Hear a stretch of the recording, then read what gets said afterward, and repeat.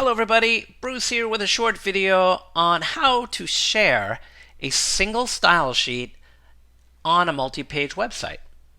Now, up until this point, we've done single pages with a single style sheet, but the goal of a style sheet is to use that same style sheet across your entire site. Now, don't get me wrong, you may have the opportunity or the need to use multiple style sheets on a site, but for this class, what we're going to focus in on, and especially for your final project, which is a multi-page website, you are going to need to use the same style sheet across multiple pages. But you're probably asking yourself at this point, hey, those pages are going to look maybe somewhat different, right?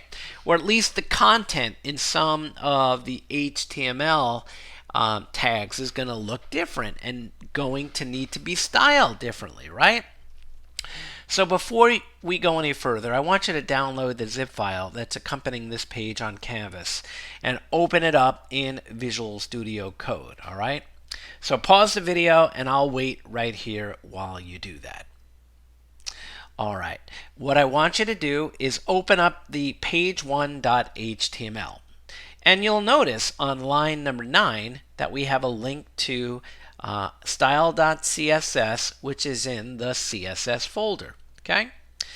Now let's carry on. We have a page title of page 1. And we have a HTML structure that should look pretty familiar. We have a body element, and then a header, and then an H1, and a nav in the header, and then a main, and then an aside, and then a footer. All right. If we preview that, right, it looks like this. Look at that. Isn't that just a spectacular looking website? Now, imagine that you had like a 3 or 4 page website that used this layout, a header, a footer, an aside, and a main, right? And the only thing that's going to change is pretty much the content in the aside and the main, right? So imagine, right? Well, let's not imagine yet. Let me just fix this up here. All right. So let's look at the header. And in the header, I have an H1 on line 15, and you'll notice that I have a class of page 1. All right. And if you go down to the main, notice that I have an H2 with a class of page 1. And notice on line 23, I have a paragraph with a class of page 1. And on line 29, I have an H2 in an aside with a class of page 1. And lastly, you'll notice that I have on line 33 a paragraph with a class of page 1. So you're like, what? All those possibly can't use the same class, right? So let me show you what I did. All right. So let's go. And by the way, on page 2, right? Let's go to page 2. Here's page 2.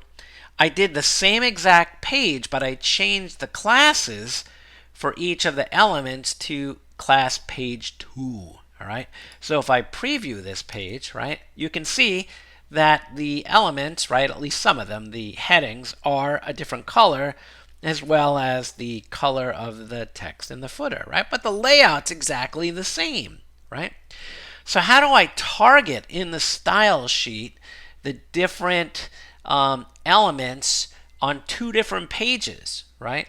So let's go back here and watch this. Check this out. I'm going to go into the CSS folder. I know it's a little hard to see. Let me bump up the size here. Sorry for the big font, okay? So if I right-click on style.css, do you see that right here? Okay, actually, let me click it. Right-click. It says open to the side. What happens when I do that? It opens another, actually, let me just do this again here. I had it open already. So check this out. So here's my HTML, and if I right-click on this file name and I say open to the side, it opens, right, a second window with the style sheet in it. So I have my HTML on the left and my style sheet on the right. All right. So I'm going to go to page 1, right? Here, whoops. Here's page 1, right? And here is the style sheet. Again, it's being used for both pages. So if you look at the main element here, the header, I'm on the right window here. I'm moving my mouse around in circles. Header, nav, aside, and main, and footer. They are all selectors. They're all defined, right? That's the background colors of each one. They're the same on both pages, right? Because the layout of the pages is exactly the same. It's starting on line 49 that I say, hey, take any H1s that have a class, right? Dot page one is a class, that are in the header and make the color of them black. The second one here says, hey, select any H2s that have a class of page one that are in the main. And the next one, any H2s with a class of page one in the aside, style it this way.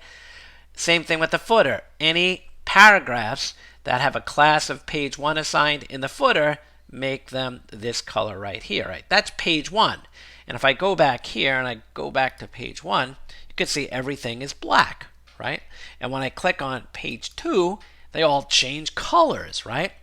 So again, the same principle for page two.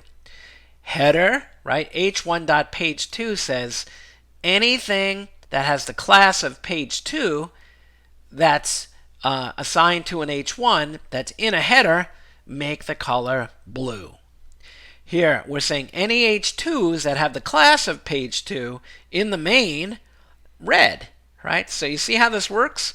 See how I can use the same class name to target different elements using the same class name, okay? Using this targeting method that you actually learned a few weeks ago, okay?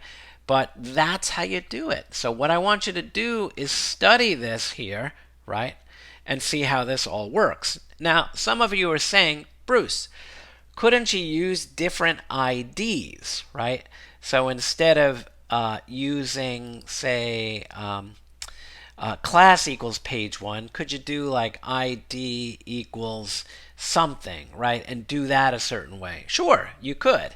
Or could you just use a class for this, I don't know what you want to call it, and then just use dot and that class name in here?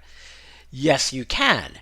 But the way that I'm doing it here, it's very semantic, because that page one class is being reused over and over again, but being applied, right, differently. Actually, it's using the name of the class over and over again, but it's being targeted to different elements that live in different structural elements of our page. All right.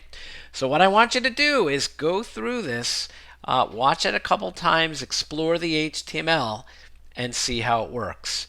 If you have any questions, bring them to class if you're in an in-person section, to Canvas if your instructor uses Canvas, or to Slack if your instructor uses Slack.